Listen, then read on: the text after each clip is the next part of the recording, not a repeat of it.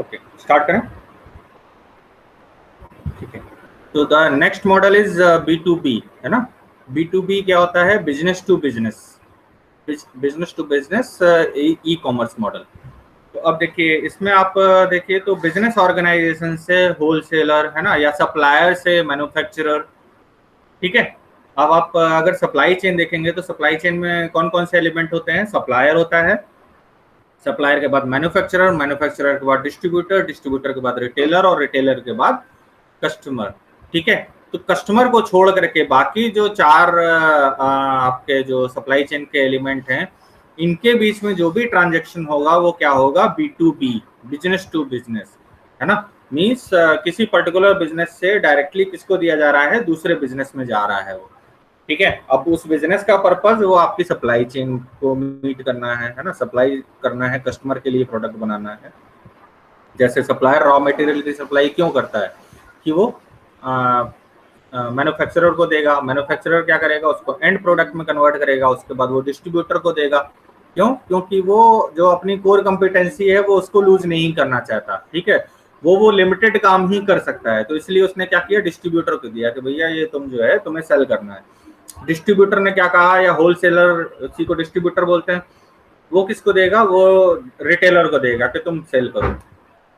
ठीक है, आप देखिए ना जो खुदरा मार्केट होता है ना, और खुदरा मार्केट रिटेलर को बोलते हैं, और जो आप कुछ होलसेलर की शॉप होती हैं मार्केट में जाइए तो वो जो है एकदम बल्क में ही देते हैं। मंडी में जाइए, अगर आपको सब्जी लेनी है तो सब्जी में वो जो है आपको पसेरी में देगा, 5 किलो में, है ना। आलू अगर आपको चाहिए तो 5 किलो से कम नहीं देगा। ठीक है, उतने का वो बाँट ही रखता है, उससे कम का उसके पास बाँट ही नहीं होगा। ठीक है, तो अगर आपको बल्क में सब्जी लेकर के आनी है तो आप जो है मंडी जाइए, अदरवाइज आपको जो शॉपकीपर है उन्हीं से काम चलाना पड़ेगा, रिटेलर से काम चलाना पड़ेगा।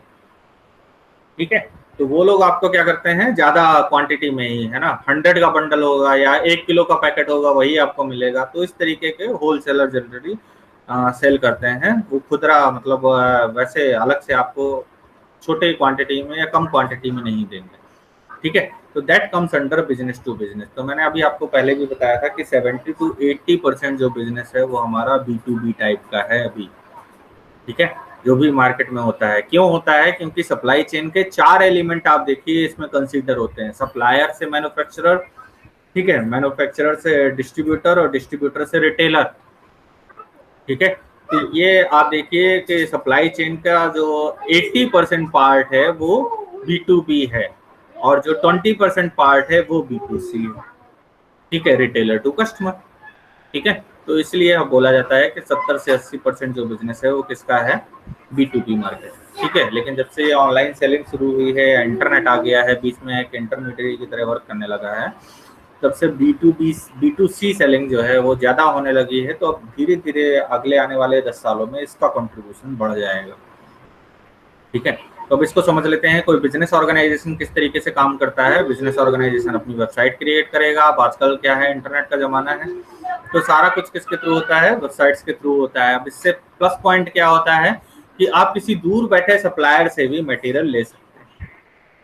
ठीक है, तो that comes under this category. तो बिजनेस ऑर्गेनाइजेशन क्या करता है? एक वेबसाइट क्रिएट किया, उसने जो है वर्ल्ड वाइड सप्लायर चूज किए, जैसे बोइंग है, तो बोइंग क्या करता है? दुनिया भर में जो भी सबसे अच्छा उसको प्रोडक्ट देगा उससे वो रॉ मटेरियल परचेज करेगा।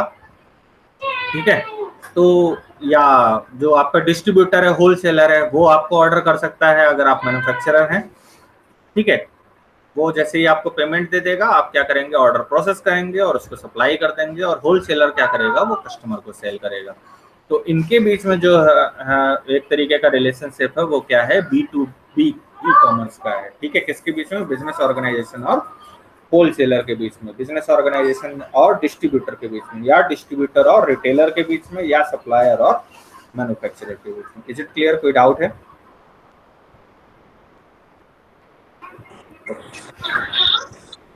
ठीक है, B2B e-commerce is simply defined as e-commerce between companies. About 80% of e-commerce is of this type. ठीक है, तो ई कॉमर्स जो आपका सिंपली डिफाइन किया जाता है B2B टाइप का, ठीक है, तो ये लगभग 70 to 80% इसका अभी शेयर है जो कि मार्केट में है। B2B टाइप की ही सेलिंग होती है। अब आप देखिए B2B जो सेलिंग होती है वो एंटायरली डिफरेंट है B2C सेलिंग से, ठीक है। एग्जाम्पल क्या है, Intel selling microprocessor to the Dell, जैसे इंटेल कंपनी है वो माइक्रो प्रोसेसर डेल को सेल करती है, ठीक है। तो ये इसका एक एग्जांपल हो सकता है। कार कंपनी कोई है उसका सप्लायर, है ना, जैसे मान लीजिए कोई कंपनी है जो कि कार बनाती है, टाटा ले लीजिए, तो टाटा के कुछ सप्लायर होंगे जो कि उसके कार के टायर और या जो आप स्टील मेटल सीट्स हैं, है ना, स्टेनलेस स्टील की जो सीट्स हैं, इवन वो टाटा स्टील से ही आती होगी या और भी कोई कंपनी होगी जो कि उन्हें प्रोवाइड करती होगी, ठीक है। तो ये सब क्या है, B2B e commerce. Is it clear? तो next is B2B refers to the commerce between two businesses rather than to commerce between a business and an individual consumer.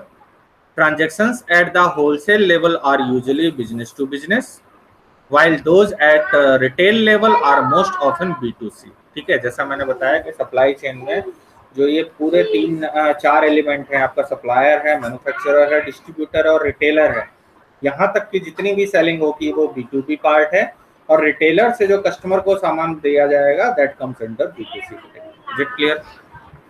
Next is recognising business to business. आप देखिए, the dollar value of business to business transaction is significantly higher than the business to consumer activity.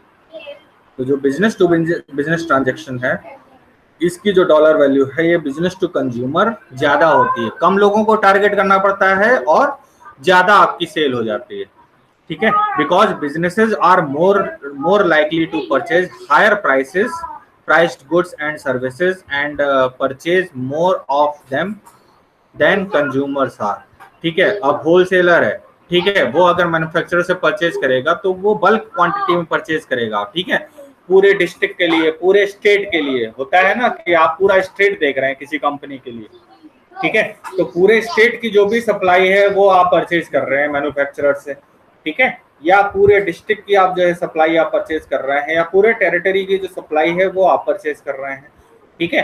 तो कम लोगों को target करना पड़ता है इस तरीके की सेल के लिए, और ज्यादा अमाउंट, ज्यादा रिटर्न आपको जो है मिल जाता है in comparison to directly consumer को सेल करने के बजाय, ठीक है। लेकिन कंज्यूमर के साथ अगर आप डील करते हैं तो जो वो बीच का मार्जिन है वो भी आप ले जाते हैं, ठीक है। तो इसलिए B2C सेलिंग भी अब आजकल बढ़ रही है। तो अब आप यहाँ पर देखिए, a bicycle manufacturer for example will purchase a truck load of bicycle tyre. तो एक बाइसिकल मैन्युफैक्चरर जो है, साइकिल मैन्युफैक्चरर, वो क्या करेगा, एक पूरा ट्रक भर करके, अब होता है ना full truck load, half truck load, है ना, जैसे आप एक पर्टिकुलर जगह पर आप मान लीजिए किसी भिवाड़ी में आपकी कहीं पर प्लांट है ना, साइकिल का प्लांट है, और वहां पर आप मैन्युफैक्चर कर रहे हैं, और वहां पर अगर आपको जो है रॉ मटेरियल मंगाना है तो आप क्या करोगे, अब एक साथ मंगाओगे ना, बल्क में मंगाओगे, है ना, टन में मंगाओगे कि इतने टन जो है मुझे मटेरियल चाहिए, या इतने टायर चाहिए मुझे, कम से कम 1000 टायर चाहिए, है ना, तो आधा ट्रक या पूरा ट्रक भर करके, तो purchase truck load of bicycle tyre. तो ये क्या है, B2B business. Is it clear? कोई डाउट है?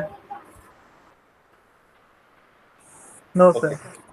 How business to business selling is different. अब बिजनेस टू बिजनेस सेलिंग किस तरीके से डिफरेंट है इसको देख लेते हैं। पहले भी मैंने बताया था कि इसमें क्या होता है कि पहले आप सैंपल दिखाते हैं, ठीक है, बिजनेसेस में जाकर के, बिजनेस प्रेमाइज में जाके कंपनीज को, कॉर्पोरेट हाउसेस को आप क्या करते हैं, सैंपल दिखाते हैं, फिर आप उसका ट्रायल वर्जन या कुछ आप कुछ दिन टेस्ट करने के लिए बोलेंगे उसको, प्रोडक्ट को, ठीक है। वो जब अपनी तरफ से एश्योर हो जाएंगे कि नहीं मुझे इससे अच्छा मटेरियल कोई और नहीं दे सकता, उसके बाद वो आपके साथ नेगोशिएशन करेंगे कि मैं इतनी क्वांटिटी में परचेज करूंगा, तो आप कितने का दोगे, तो आप अपने प्राइस कोट करोगे, ठीक है। तो बिडिंग बेस्ड यहाँ पर बिजनेस होता है, ठीक है।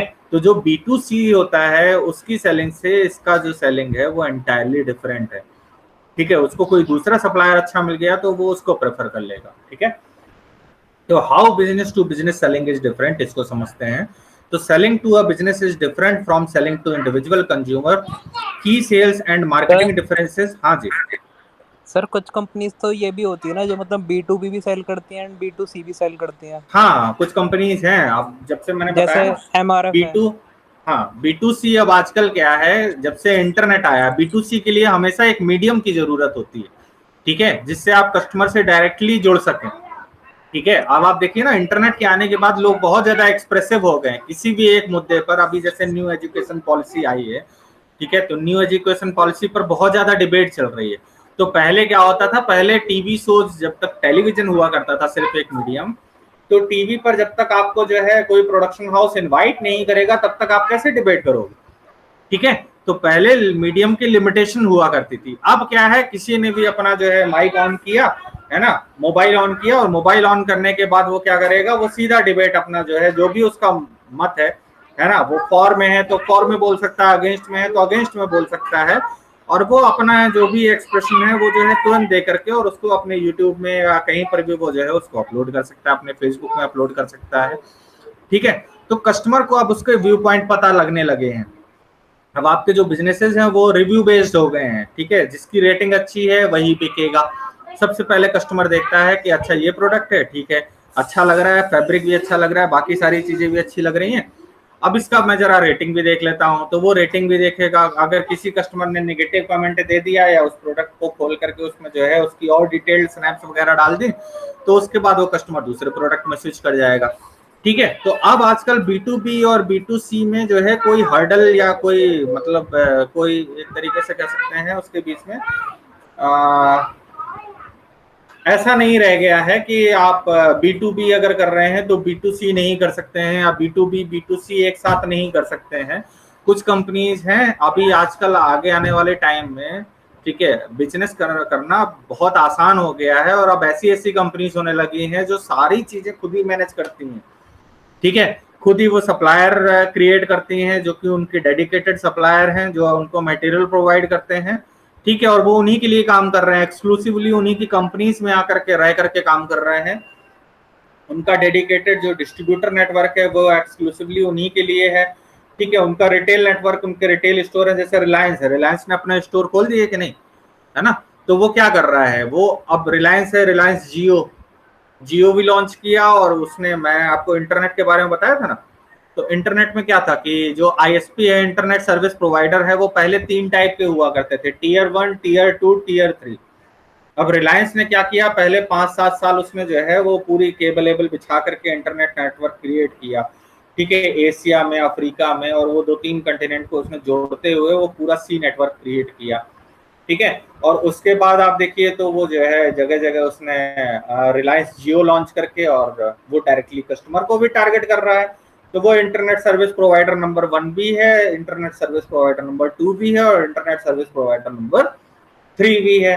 तो वो अगर चाहे तो वो B2B भी सेल कर सकता है, और वो अगर चाहे तो वो B2C भी सेल कर सकता है, ठीक है। तो जब से इंटरनेट, मैंने बताया ना, अब इसके शेयर बढ़ जाएंगे। जो पहले होता था कि B2B के शेयर जो है वो 70 to 80% है, B2B टाइप की जो सेलिंग 70 to 80% हो रही है, अगले 10 सालों बाद सिनेरियो ही चेंज हो जाएगा, और 70 to 80% जो है सेलिंग वो B2C की होने लगे, और B2B की सेलिंग जो है वो कम हो जाए।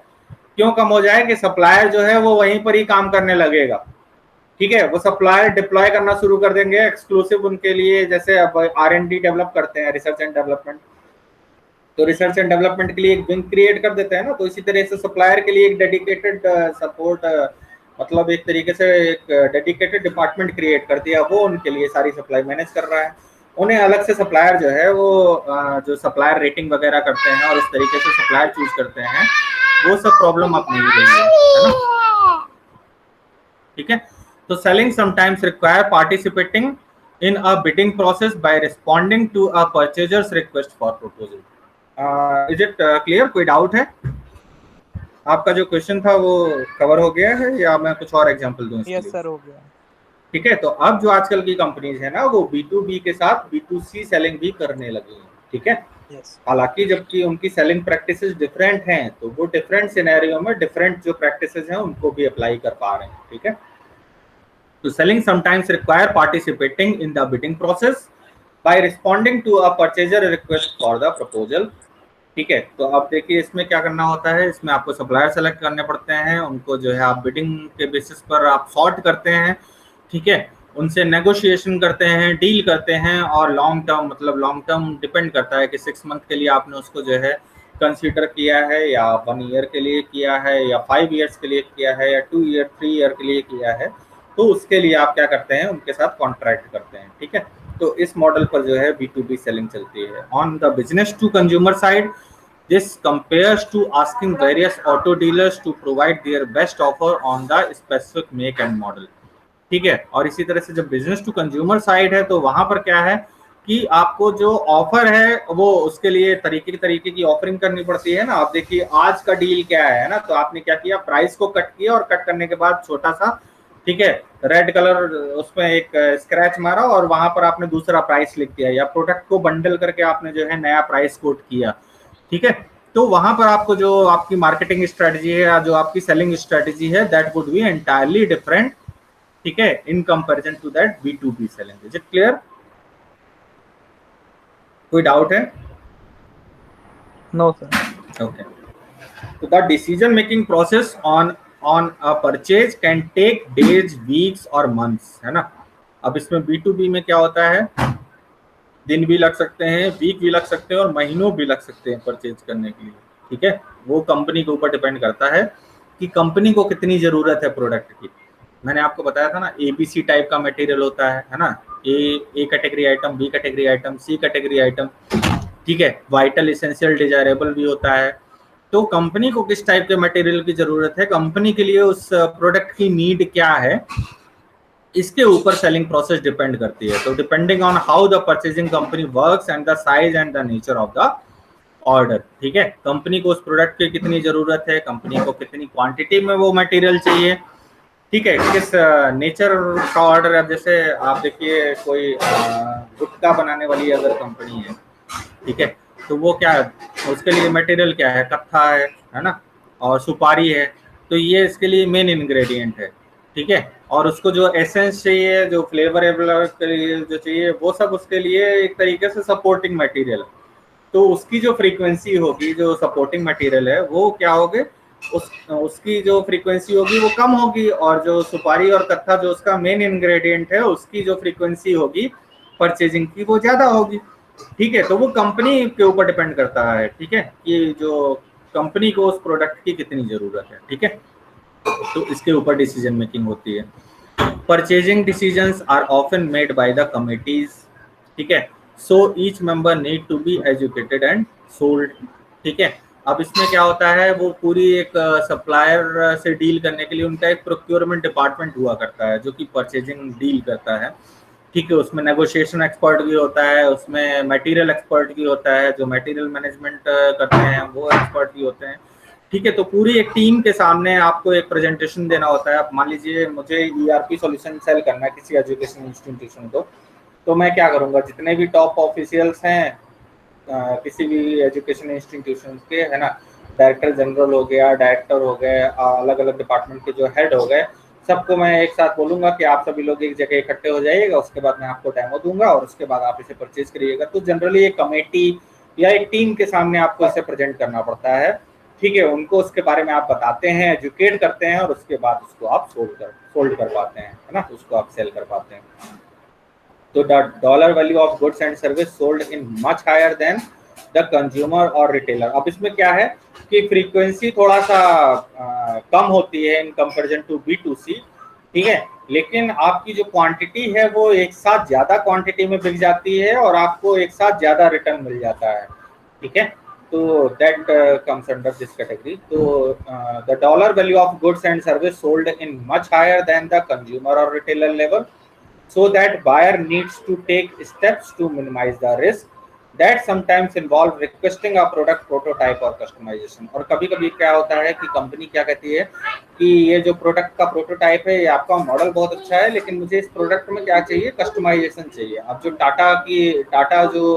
टाटा कंपनी अगर अपनी गाड़ी में कोई बेयरिंग इस्तेमाल करेगी तो उसका शेप एंड साइज डिफरेंट होगा जो मारुति से है या जो हुंडई से है, ठीक है। तो उसमें कस्टमाइजेशन करने को भी बोल सकती है वो कंपनी आपसे B2B में। तो ये भी एक चैलेंज है आपको। जैसे B2C में है तो आपको यूनिफॉर्म प्रोडक्ट है जो कस्टमर कॉमन फॉर ऑल है, या उसमें फ्लेवर आप क्रिएट करके सेल कर सकते हैं, ठीक है। लेकिन इसमें आपको कस्टमाइजेशन भी करना पड़ सकता है, ठीक है। आप बेयरिंग प्रोवाइड करते हैं तो अगर आप टाटा कंपनी को प्रोवाइड करेंगे तो उनके स्पेसिफिकेशन के हिसाब से प्रोवाइड करेंगे, उनकी कार के हिसाब से, ठीक है। और मारुति को प्रोवाइड करते हैं सेम बियरिंग, तो आप उसको जो है उनके हिसाब से कस्टमाइज करके, हुंडई के लिए उनके हिसाब से कस्टमाइज करके आपको जो है प्रोडक्ट को प्रोवाइड करना पड़ेगा, सिमिलर प्रोडक्ट को अलग अलग कंपनी की नीड के हिसाब से, ठीक है। या ईआरपी मॉड्यूल है तो ईआरपी मॉड्यूल भी अलग अलग ऑर्गेनाइजेशन के हिसाब से आपको जो है कस्टमाइज करके प्रोवाइड करना पड़ेगा। Is it clear? कोई डाउट है? No sir. ठीक है। तो business to business does not exclude business to consumer, जो आप पॉइंट कह रहे थे ना, ठीक है, कि B2B does not exclude business to consumer, है ना। कुछ कुछ कंपनीज हैं जो कि सभी को सेल करती हैं। A company selling to businesses can also sell directly to customer, ठीक है, तो वो आपका पॉइंट आ गया। A telephone manufacturer can sell in bulk to companies और one at a time to consumer, ठीक है। जैसे BSNL है, पहले होता था ना कि BSNL कॉर्पोरेट जो प्लान प्रोवाइड करती है या वोडाफोन वाले आते हैं, एयरटेल वाले आते हैं, तो आप कभी कभी आपसे बोलते नहीं कि कॉर्पोरेट प्लान है तो AKGIM के लिए जो भी मैं दूंगा, है ना, तो उस पर आपको इतना डेटा फ्री मिलेगा और आप जो है AKGIM टू AKGIM अगर आप किसी को कॉल करते हैं तो वो फ्री ऑफ कॉस्ट है, ठीक है। और इसके अलावा वो इंडिविजुअली अभी आपको प्रोवाइड कर रहे हैं, तो वो B2B भी डील कर रहे हैं और B2C भी डील कर रहे हैं, तो वो आपसे कहते हैं कि आप कॉर्पोरेट प्लान ले लीजिए, ठीक है। तो a telephone manufacturer can sell in bulk to the companies और one at a time to the consumer shopping online और at the office supply store, है ना। BSNL है, उसने इंटरकॉम लगाए कंपनी में, तो इंटरकॉम लगा दिए, वहां पर उसने नंबर दे दिए, नंबर अलॉट कर दिए, तो अब आपको आपस में बात करना है तो आप वो 3 डिजिट का नंबर या 2 डिजिट का नंबर आपने जो है डायल किया, फ्लोर वाइज आपने डायल किया और आप जो है बात कर पाते हो, ठीक है, आसानी से बात कर पाते हो। आपको उसके लिए कहीं पे भी अलग, और आपको कहीं बाहर बात करना है तो वो आपको पूरा कोड लगा करके बात करना होगा, तो वो B2B भी डील कर रहे हैं और B2C भी डील कर रहे हैं, ठीक है।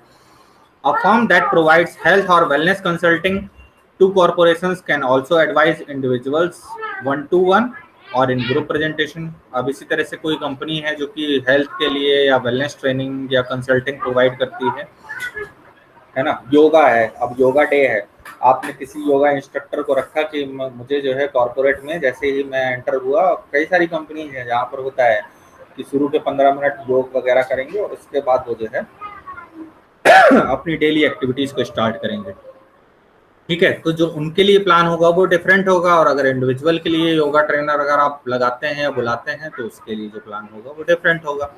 तो सेम योगा ट्रेनर है वो B2B भी आपको डील कर रहा है, B2B भी सर्विस प्रोवाइड कर रहा है और B2C भी सर्विस प्रोवाइड कर रहा है, ठीक है। Is it clear? कोई डाउट है? तो it's about the consumer not the transaction size, while the business to business transaction often involves high price and volume. They can also happen on a much smaller scale when a small business sells product or service to another small business, ठीक है।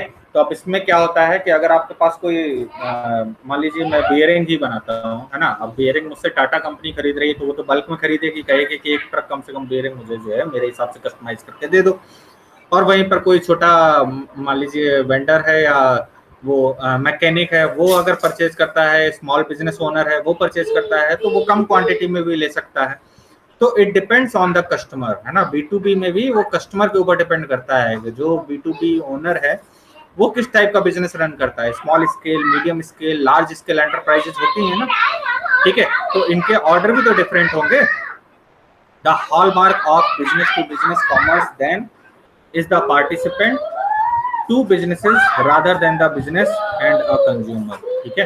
तो ये basically यही है कि आपका B2C जो B2B commerce है, ठीक है, तो ये पार्टिसिपेंट्स के ऊपर इज द पार्टिसिपेंट्स, है ना, ये दो बिजनेसेस के बीच में भी हो सकता है या बिजनेस एंड कंज्यूमर के बीच में भी हो सकता है, लेकिन दोनों की जो सेल्स स्ट्रेटेजी है वो एंटायरली डिफरेंट होगी। Is it clear? कोई doubt? Is there any doubt? Okay, thank you, ठीक है। So this is all about the B2B business, okay, B2B e-commerce, okay, thank you.